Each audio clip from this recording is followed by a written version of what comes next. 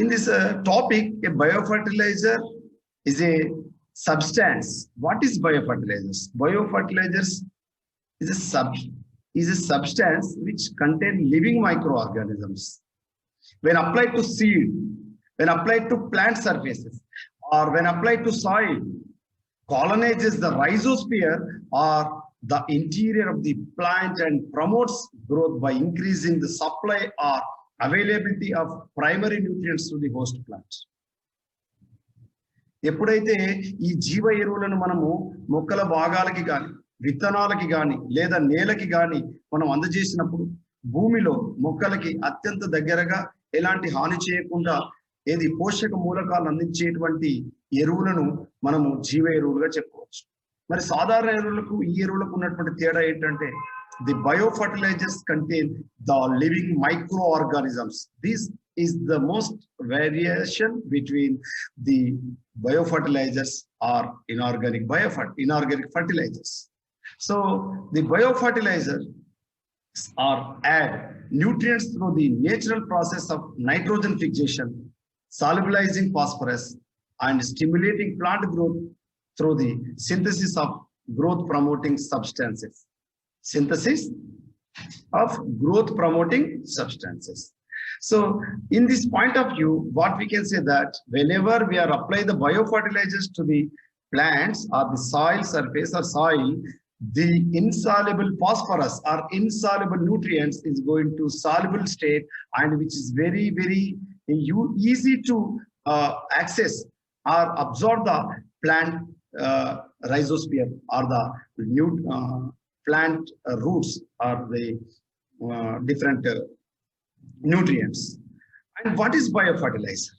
So biofertilizers are natural fertilizers that are microbial inoculants of the bacteria, algae, and fungi, or if they are separately or in combination, which may help biological nitrogen fixation for the benefit of plants.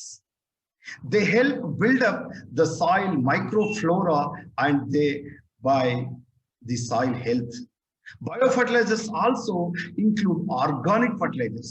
That means manure. Cattle dung, fish dung, cattle dung, different fertilizers. Then use of biofertilizers is recommended for improving the soil fertility in organic farming.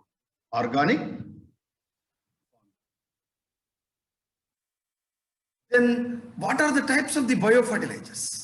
So biofertilizers including whether the bacterial or fungal or algal biofertilizers,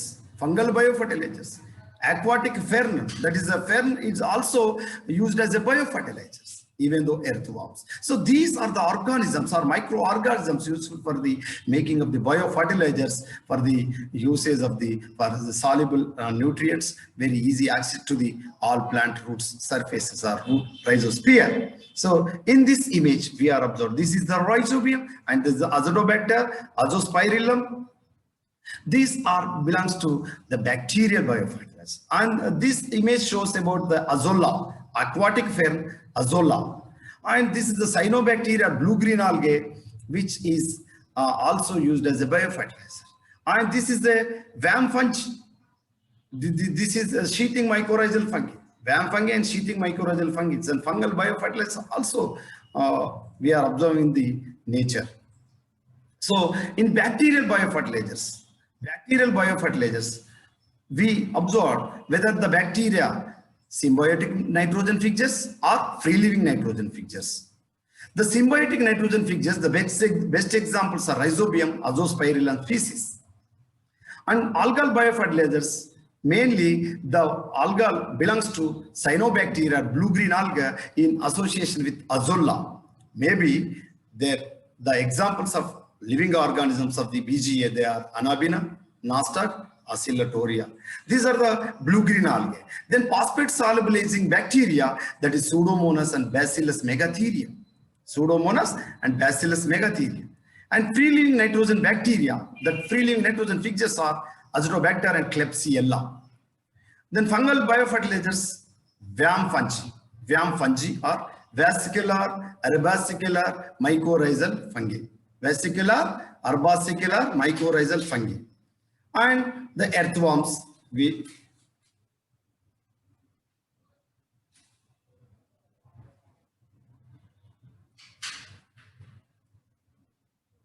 then bacterial biofertilizers. The living cells of bacteria used as a biofertilizers.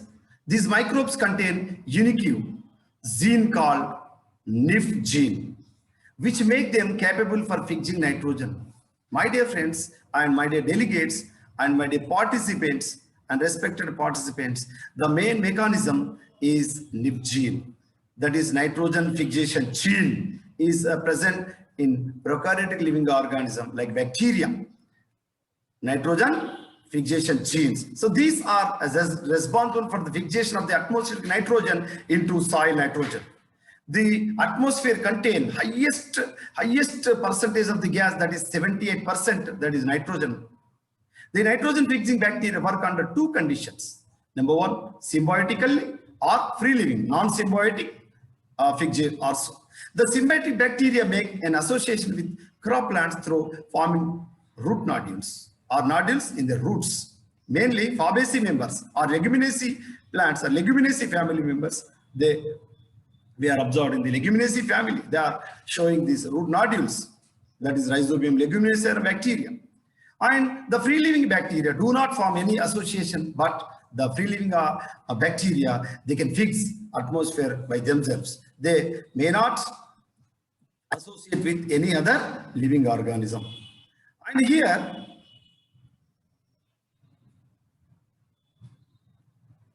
symbiotic nitrogen fixes. In this image shows the legume root nodules we are observed in this image. Then most of the important symbiotic nitrogen fixing bacteria is Rhizobium leguminosarum and Azospirillum. The Rhizobium leguminosarum lives in the root hairs of the legumes by forming nodules. Plant roots supply essential minerals and newly synthesized substance to the bacteria. The name of Rhizobium was established by Frank in 1889. This genus has 7 distinct species based on the crop inoculation group concept. 7 distinct species based on the crop inoculation group concept. Rhizobium leguminosarum. The more than 20 cross inoculations group have been established. Present, a new classification has been established for Rhizobium. That is slow growing Rhizobium known as Brody Rhizobium, and the other group is fast growing Rhizobia called Rhizobium leguminosarum. Rhizobium leguminosarum. Our Rhizobium leguminosarum belongs to fast growing Rhizobia. Then Brody Rhizobium belongs to slowly growing Rhizobia species. Then this Rhizobium can fix 50 to 300 kg per hectare. 50 to 300 kg per hectare. In this image, the Rhizobium bacteria we are observed in this image also. Then another important symbiotic Rhizobium, that is Azospirilla. This Azospirilla compared to Rhizobium leguminosarum and this Azospirillum is varies because Azospirillum does not associated with leguminaceae members, my dear friends. Only non-leguminous crops like oil seeds and millets and cereals, and even the cotton also, they are associated with Azula, associated with these crops, except legumes. So leguminaceae family members, they are associated with Rhizobium leguminosarum.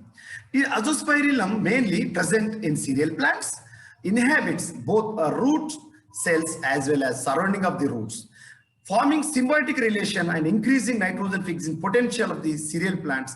Azospirillum is recognized as a dominant soil-borne soil microbe. Then nitrogen in the range of 20 to 40 kg per hectare in the rhizosphere in non-leguminous plants such as cereals, millets, oil seeds, and cotton. Then considerable quantity of the nitrogen fertilizers up to 25 to 30% only, but 30% can be saved by the use of Azospirillum inoculants. So these species have been commercially exploited for the use of nitrogen supplying Bio Fertilizers. So these two belongs to Symbiotic Association nitrogen fixing bacteria. Then what about free living bacteria? The free living bacteria are Acetobacter and Klebsiella. The large number of free living or non-symbiotic bacteria does not form root nodules but makes associated by living in the rhizosphere present in the soil. Commonly, these two species were observed free living nitrogen fixers or nitrogen fixing bacteria. It will not associated with plant, but Acetobacter is a biofertilizer which provides the required amount of nitrogen to the plant from the soil. Then Acetobacter is a heterotrophic free-living nitrogen-fixing bacteria present in all alkaline and neutral soils, not acidic soils, but alkaline and neutral soils. This Acetobacter is the most commonly occurring species in arable soils of our India. Then apart from its ability to fix atmospheric nitrogen in soils, it can also synthesize growth promoting substance such as auxins and gibberellins, my dear friends. So that's why Acetobacter is very, very important for the inducing or promoting substance, that is auxins or gibberellins by these Acetobacter. And also some extend the vitamins also. So compared to Rhizobium or Azospirillum, this Acetobacter is able to synthesizing for promoting substance like auxins and gibberellins. And many strains of the Acetobacter also exhibit fungicidal properties against certain species of the fungus. So fungicidal properties this Acetobacter able to shows. And even the response of Acetobacter has been seen in rice, maize, cotton, sugarcane, and pearl millet, and vegetable and some of the plantation crops also. It improves seed germination and plant growth. Why we can say it improved seed germination and plant growth? Just because of Acetobacter is induced for the responsible of the synthesis of the auxins and gibberellins. So these auxins and gibberellins, the growth promoting hormones or growth regulators which induce or improves seed germination and also plant growth. Acetobacter is heaviest breathing organism and requires a large amount of organic carbon for its growth. Then how its production? The free living associated nitrogen fixing bacteria and symbiotic nitrogen fixers we are already studied in previous slides. How its production, mass production. Then the isolated bacterial cultures were subcultures into nutrient growth. The cultures were growth under shaking condition at 30 plus 2 degrees Celsius. The culture incubated until it reaches maximum cell population 10 to the power of 10 to 10 to the power of 11. Under optimum condition, this population level could be attained with 4 to 5 days for Rhizobium, 5 to 7 days for Azospirillum, and 6 to 7 days for Acetobacter. These are the optimum condition for the population level for the attaining within 4 to 5 days for Rhizobium, 5 to 7 days for Azospirillum, 6 to 7 days for Acetobacter. The culture obtained in the flask is called starter culture. Starter culture. For the large scale production, inoculum from starter culture is transferred into large flasks, fermenter, and grown until required level of cell count it reached. So this is the way how to sequential method we adopt or we follow this sequential method. Prepare appropriate media for specific to bacterial inoculant in required quantity and then inoculated with specific bacterial strain for aseptic conditions in the laboratory or within the restricted area. It incubated 30 plus 2 degrees Celsius for 5 to 7 days in rotatory or rotary shaker. Then we observe with our naked eye or we observe in the microscope some of the content we can taken from that extract, observe growth of the culture and estimate the population starter culture. Then afterwards, the media is prepared in large quantities in fermenter.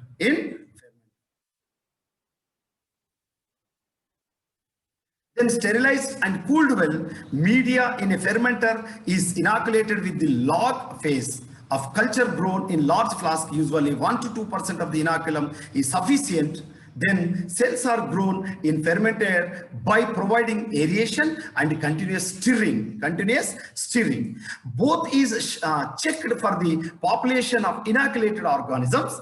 Then afterwards, cells are harvested with the population load of 109 cells per milliliter. Then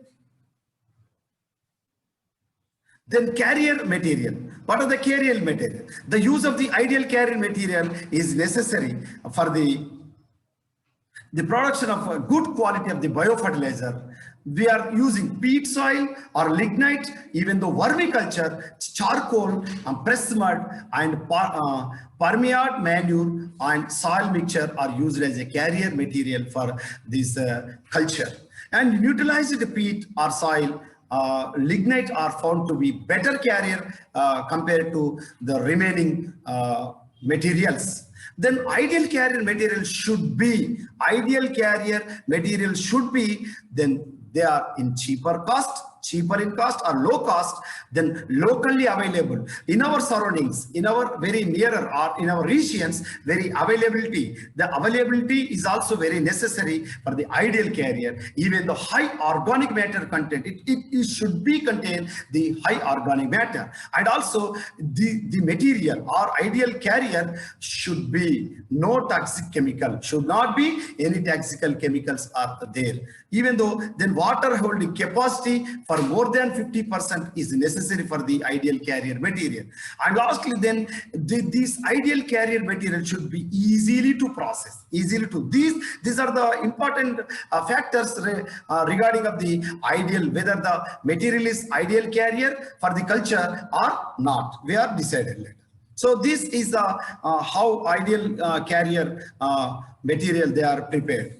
Then preparation of inoculum packets. So in this method, the neutralized and sterilized carrier material is spread in a clean or dry sterile material or plastic paper. Then bacterial culture drawn from the fermenter is added to the sterilized carrier and mixed well by manual or mechanical mixture. Then inoculants are packed in a polythene bag sealed with electric sealer. Then what is the specific of the polythene bag?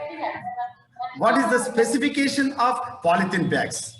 My dear, and one more important notice for the all delegates, and remaining 1 minute it will close. Please you rejoin at the same Zoom link. After 1 minute it will close. Then what is the specification of the polythene bags? Polythene bags should be of low density grade. Then thickness, this is the most important criteria for the selection of the polythene bags. Then thickness of the bag should be around 50 to 70 microns. The ideal thickness of the polythene bag, that is the 50 to 75 microns of this polythene bag.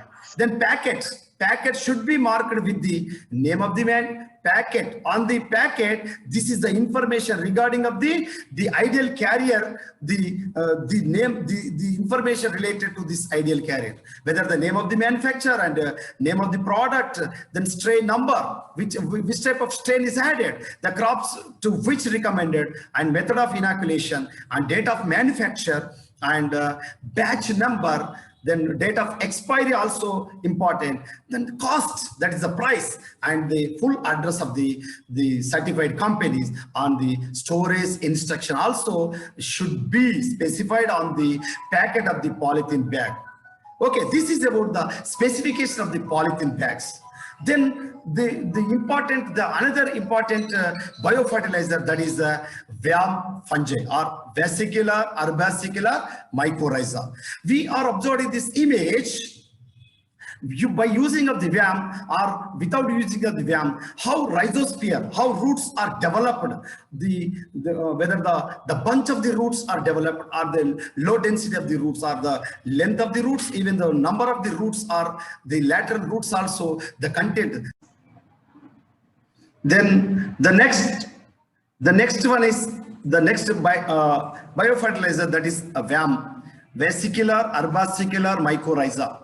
The term mycorrhiza was taken from the Greek word, the Greek language, which means fungus root. Mycorrhiza means fungus root. The term was coined by Frank in 1885. The mycorrhiza is a mutualistic association between fungal mycelia and plant roots. Vamp is an endotrophic. Endo means which is inside the roots, and mycorrhiza formed by acceptated Phycomystes fungi. The Vamp help in nutrient transfer mainly of phosphorus, zinc, and sulfur. Phosphorus, zinc, and sulfur. So these nutrients are insoluble in nature inside the soil. Whenever the Vamp is applied, these phosphorus, zinc, and sulfur is able to insoluble phosphorus and insoluble nutrients to modified or turned into soluble in nature. And the mycorrhiza is the symbiotic association between plant root and soil fungus of the 7 types of the mycorrhiza. Vamp plays a great role in inducing plant growth. Vamp are symbiotic endophytic soil fungi which colonize the roots of approximately 80% plants. 80% plants. The Vamp hyphae also help is retaining moisture around the root zone of plants. It increases the resistance to root-borne or soil-borne pathogen, even though nematode also. So nematic helminthes parasites also this is killed by this Vamp fungi or vesicular herbicicular mycorrhizal fungi. And we observed in this image how mycorrhiza is inside this mycorrhiza inside their herbicicles and vesicles inside the root anatomy, or we are observed they are also the Vamp also mobilize different nutrients like copper, potassium, aluminium, and manganese, iron, and magnesium from the soil to the plant roots. The possess vesicles means sac-like structures for storage of nutrients and herbicicular for funneling them into root system. So in this image, we are observed external hyphae, herbicicles, and vesicles. So these are growing inside the root from the cortex to very nearer to the xylem. So these are inside the cortex. They are produce a knob-like structures. They are we can call as vesicles. We can call as vesicles. Okay, they are we can call as vesicles. Then the mechanism of action of this Vamp fungi or Vamp forms an association with plant roots. It penetrates in the root cortex and spreads around the roots of the plants. As the name indicates, they possess sac-like structures called vesicles, which stores phosphorus as phospholipids. The another structure called herbaceous, which helps bringing the distant nutrients to the vesicles and root. So this is the mass production of how the Vamp spores isolated. First of all, spores mixed with sterilized soil, then soil filled in pots and host plant transplanted in pots, then kept it to 3 to 4 months in greenhouse. Then automatically the soil in the pot along with the roots of the host plant is macerated. Then dried till it attained the moisture, reached the 5% of moisture. Then afterwards dried soil inoculants used for the field application. And what are the uses regarding of this Vamp? This Vamp is helpful for the enhance the feeding area of the plant root is the hyphae spreads around the roots. Then which also mobilizes the nutrients from the distance to the root and store the nutrients like phosphorus and removes the toxic chemicals, for example phenolics, which otherwise hinder nutrient availability. And also they provide protection against other fungi and nematodes. It increases growth rate in plants, mainly the citrus, maize, wheat. These are the plants. The plant growth is also increased by this Vamp. and it reduces sensitivity of the crop towards the high level of salts and heavy metals like thorium, okay, uranium. These are the heavy metals we are absorbed in the soil. So these heavy metals and even the salts, this is the reducer for the growing of the plant roots. Whenever we are applied the Vamp, then automatically Vamp is reduce the sensitivity for these salts against and heavy metals also. Then the another biofertilizers area, that is algal biofertilizers. In previous what we are discussed here, number one, bacterial biofertilizers, whether they are symbiotic biofertilizers or free living biofertilizers. Then afterwards, the mycorrhizal fungi, that is Vamp fungi. Then this is we can discussing here, that is algae as a biofertilizers. All algae is not used as a biofertilizers. This is only biofertilizers related to only prokaryotic algae, which means cyanophyceae algae or blue-green algae or cyanobacteria, which only responsible for the fixation of the atmospheric nitrogen. Why? Because only the prokaryotic living organism or microbes are having the capability to fixation of the atmospheric nitrogen into the soil by the help of the nitrogenase enzyme, and which is regulated by NIF genes, that is nitrogen fixation genes. Here, then these more than 100 species of the beachy or blue-green algae can fix the nitrogen. The nitrogen fixation takes place in specialized cells called heterocysts. So this is the important term in the important part of the trichomes of the blue-green algae. Then beachy is very common in rice field or paddy field. Unlike Acetobacter, that is the BGA, are not inhibited by the presence of chemical fertilizers. No chemical fertilizers added, inoculation of the algae can result in 10 to 4% increase in crop yields.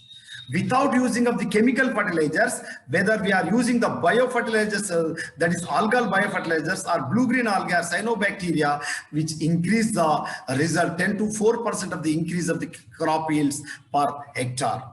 Then they are easy to the blue-green algae or biofertilizers, they can easy to produce compared to other biofertilizers, because they're usually the mass produced in cement tanks filled with fresh water, not required any processing.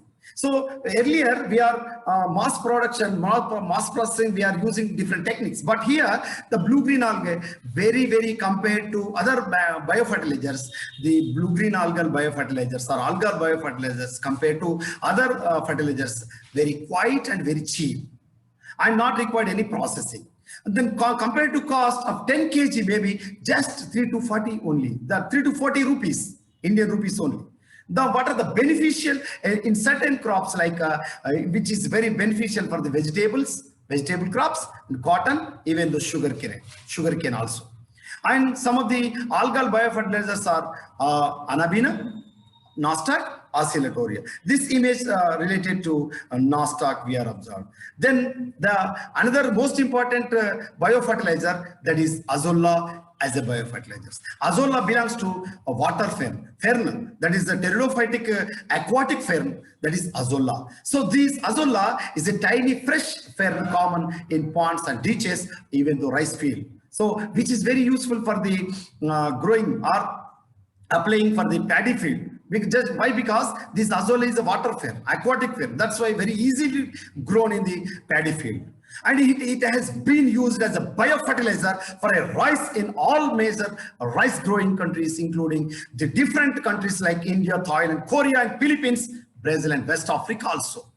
And the nitrogen fixing work is accomplished by the symbiotic relationship between the fern and even though BGA. This Azula contain Anabina. Anabina species is lived inside the association with Azula. So that's why the species we can call as Anabina azulae. This in addition to nitrogen, the decomposed Azula is also provides potassium, phosphorus, zinc, even the fern to the crop field. And this is the water fern. We are naked. We are observed with the naked eye, stagnant pond, and very nearer to the water bodies of the our very nearby ponds.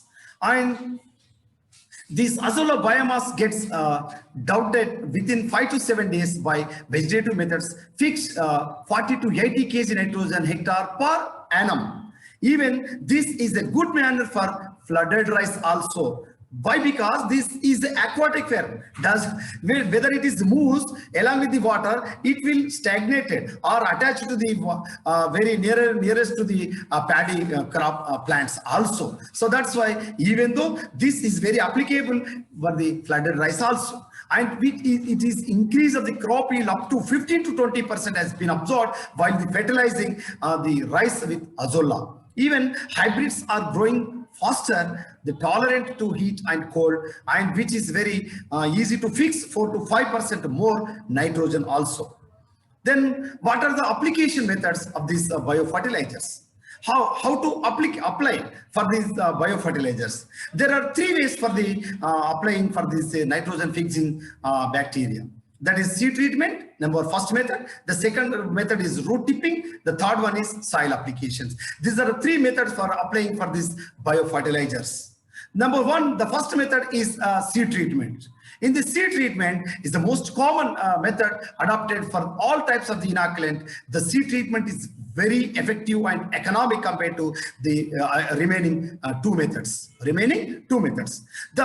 In this seed treatment with Rhizobium, Acetobacter, and Azospirillum along with the PSM, seed treatment can be done with any of 2 or more bacteria. No side effects were observed, and important things has the seeds must be coated first with Rhizobium or Acetobacter or Azospirillum. When each seeds get a layer of above bacteria, then the PSM inoculant has to treated an outer layer of the seeds. So compared to other methods, seed treatment is very easy and very effective method for applying of our biofertilizers. And this method will provide maximum number of the population of each bacteria required for the better results. And mixing the anyway 2 bacteria and the treatment of seed will not provide maximum number of bacteria individuals. And the second method of this applying of these biofertilizers, that is root dipping. In this root dipping, application of the Azospirillum, whether we are using the specific bacterium, that is Azospirillum, with the paddy vegetable plants, this method is needed. So the paddy and vegetable plants, this root dipping method, we are definitely adopting of this type of cultivated crops. The required quantity of the Azospirillum has to be mixed with 5 to 10 liters of the water at one corner of the field, and all the plants have to kept maximum half an hour before sowing of the plants. And the third method of the application of the biofertilizers, that is soil application. In this method, the PSM has been used as a soil application. Use 2 kgs of PSM per acre mixed with PSM with 400 to 600 kgs of cowding along with the half bag of the rock phosphate if available. Otherwise, the mixture of PSM, cowding, and rock phosphate have to be kept under any tree shade or ceiling for overnight and maintain 50% of the moisture. Use the mixture as a soil application in rows or during the leveling of the soil. And before applying these biofertilizers, some of the precautions we should taken. The first one is store biofertilizer packets in cool and dry place away from direct sunlight and heat. So this is the first precautions for before applying the biofertilizer. And the second one is use right combination of biofertilizers. So whether we are using one more time or 2 or 3 more combinations, just we have to take the suggestion from the nearest agriculture officer or nearest agriculture extension officers, better way to we are applying these biofertilizers. Even the Rhizobium is crop specific. Rhizobium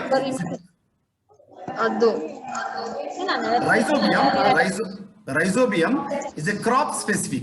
Rhizobium is a crop specific, so use in specified crop. Do not mix with chemicals. So this is very, very important. Whenever we are applying the rhizobium biofertilizers, we don't mix any other chemicals. So this is and also specified crop. We can use specified crops only, rhizobium leguminosarum or rhizobium biofertilizers, and use the packet before expiry only on the specified crop by the recommended method only. Recommended method. And what are the advantages? What are the advantages of the biofertilizers? The renewable source. So biofertilizers are the renewable source of the nutrients, sustaining the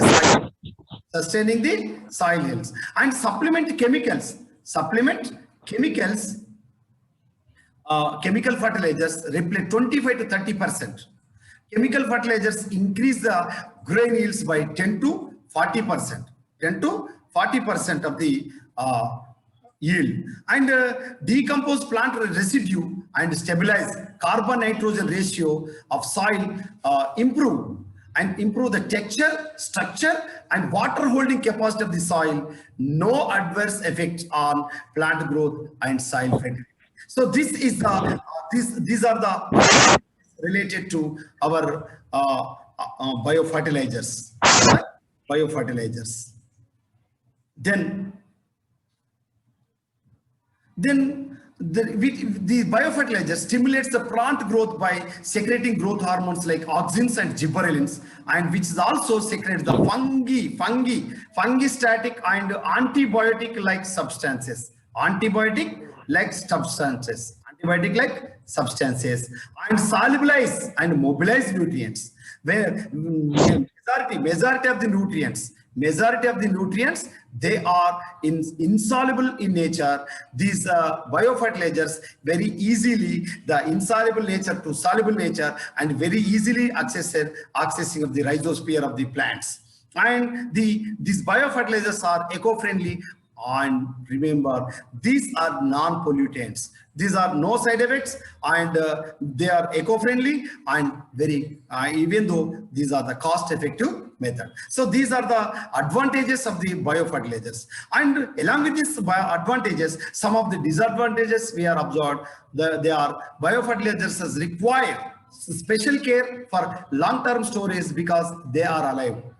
Why? Because these biofertilizers contain living organisms or microorganisms. So that's why they have a specified term, the specific time or expiry date is there. Must be expiry date because they are alive in nature.